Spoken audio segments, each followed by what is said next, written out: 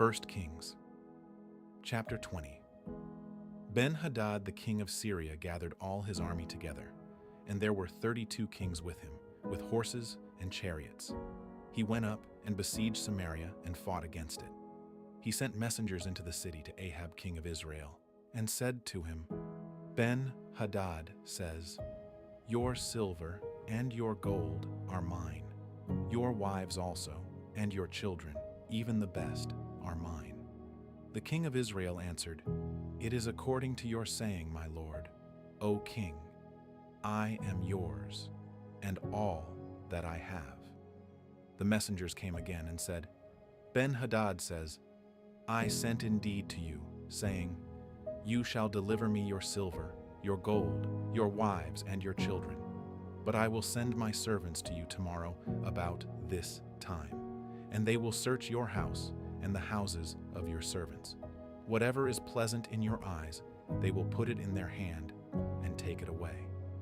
Then the king of Israel called all the elders of the land and said, "Please notice how this man seeks mischief, for he sent to me for my wives and for my children and for my silver and for my gold, and I didn't deny him."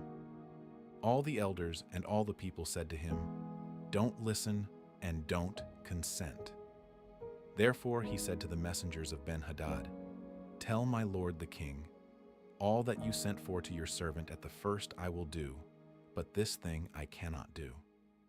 The messengers departed and brought him back the message. Ben-Hadad sent to him and said, "The gods do so to me, and more also, if the dust of Samaria will be enough for handfuls for all the people who follow me." The king of Israel answered, "Tell him, don't let him who puts on his armor brag like he who takes it off." When Ben-Hadad heard this message as he was drinking, he and the kings in the pavilions, he said to his servants, "Prepare to attack." So they prepared to attack the city. Behold, a prophet came near to Ahab king of Israel and said, "Yahweh says, have you seen all this great multitude? Behold, I will deliver it into your hand today. Then you will know that I am Yahweh." Ahab said, "By whom?" He said, "Yahweh says, by the young men of the princes of the provinces." Then he said, "Who shall begin the battle?" He answered, "You." Then he mustered the young men of the princes of the provinces, and they were 232. After them he mustered all the people, even all the children of Israel, being 7,000. They went out at noon. But Ben-Hadad was drinking himself drunk in the pavilions, he and the kings, the 32 kings who helped him. The young men of the princes of the provinces went out first, and Ben-Hadad sent out, and they told him, saying, "Men are coming out from Samaria." He said, "If they have come out for peace, take them alive, or if they have come out for war, take them alive." So these went out of the city, the young men of the princes of the provinces, and the army which followed them. They each killed his man. The Syrians fled, and Israel pursued them. Ben-Hadad the king of Syria escaped on a horse with horsemen. The king of Israel went out and struck the horses and chariots and killed the Syrians with a great slaughter. The prophet came near to the king of Israel and said to him, "Go, strengthen yourself, and plan what you must do, for at the return of the year, the king of Syria will come up against you." The servants of the king of Syria said to him, "Their God is a God of the hills. Therefore they were stronger than we. But let's fight against them in the plain, and surely we will be stronger than they. Do this thing, take the kings away, every man out of his place, and put captains in their place. Muster an army like the army that you have lost, horse for horse, and chariot for chariot. We will fight against them in the plain, and surely we will be stronger than they are." He listened to their voice and did so. At the return of the year, Ben-Hadad mustered the Syrians and went up to Aphek to fight against Israel. The children of Israel were mustered and given provisions, and went against them. The children of Israel encamped before them like two little flocks of young goats. but the Syrians filled the country. A man of God came near and spoke to the king of Israel and said, Yahweh says, because the Syrians have said, Yahweh is a God of the hills, but he is not a God of the valleys. Therefore I will deliver all this great multitude into your hand, and you shall know that I am Yahweh. They encamped opposite each other for 7 days.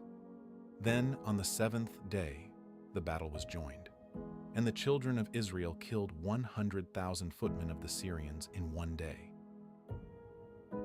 But the rest fled to Aphek, into the city, and the wall fell on 27,000 men who were left.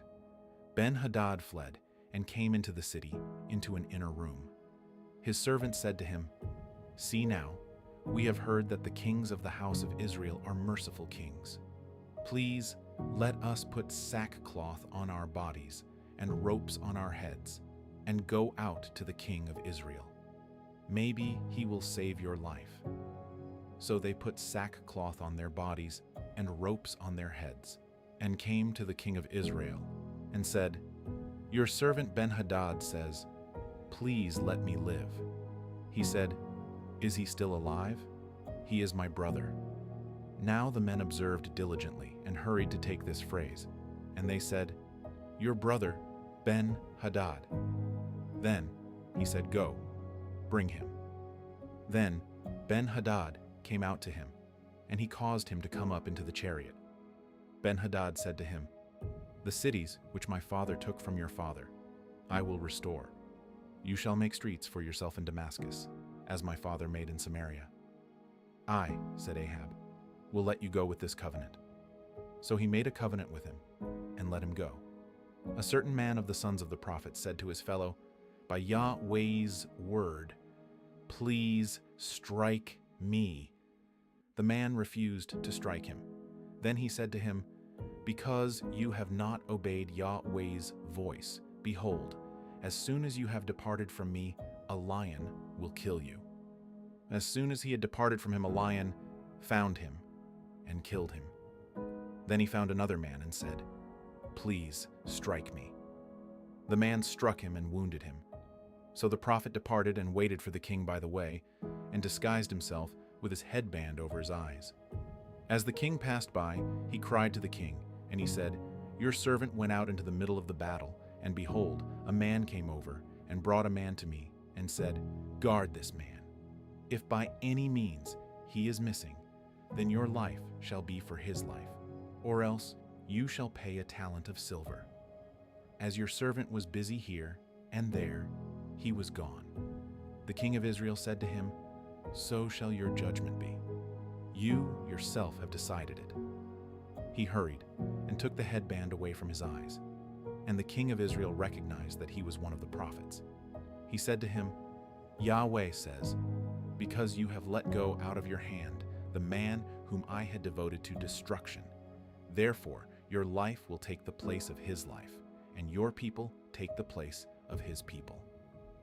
The king of Israel went to his house sullen and angry, and came to Samaria. 1 Kings, chapter 21. After these things, Naboth the Jezreelite had a vineyard which was in Jezreel, next to the palace of Ahab king of Samaria. Ahab spoke to Naboth, saying, Give me your vineyard, that I may have it for a garden of herbs, because it is near my house, and I will give you for it a better vineyard than it. Or, if it seems good to you, I will give you its worth in money. Naboth said to Ahab, May Yahweh forbid me, that I should give the inheritance of my fathers to you. Ahab came into his house, sullen and angry, because of the word which Naboth the Jezreelite had spoken to him.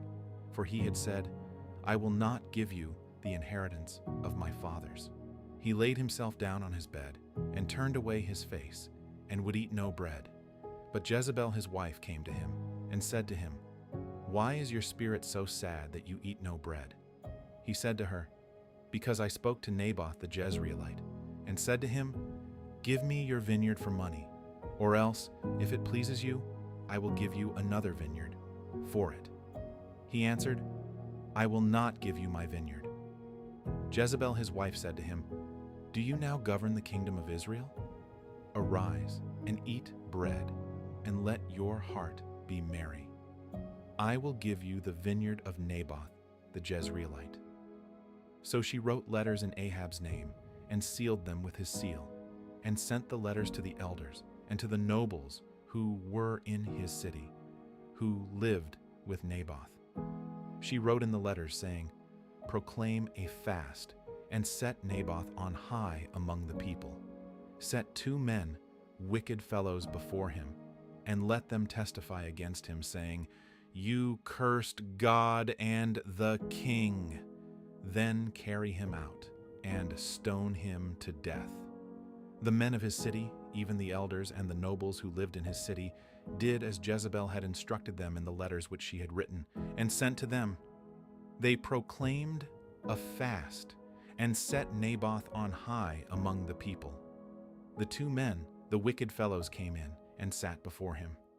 The wicked fellows testified against him, even against Naboth, in the presence of the people, saying, "Naboth cursed God and the king." Then they carried him out of the city and stoned him to death with stones. Then they sent to Jezebel, saying, "Naboth has been stoned and is dead."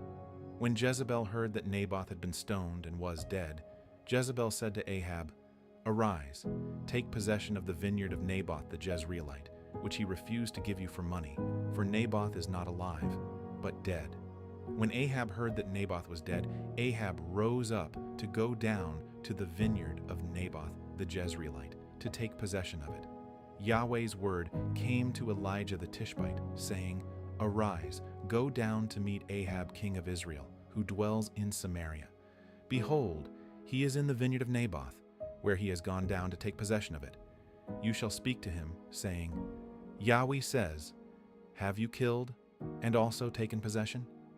You shall speak to him, saying, 'Yahweh says, in the place where dogs licked the blood of Naboth, dogs will lick your blood, even yours.'"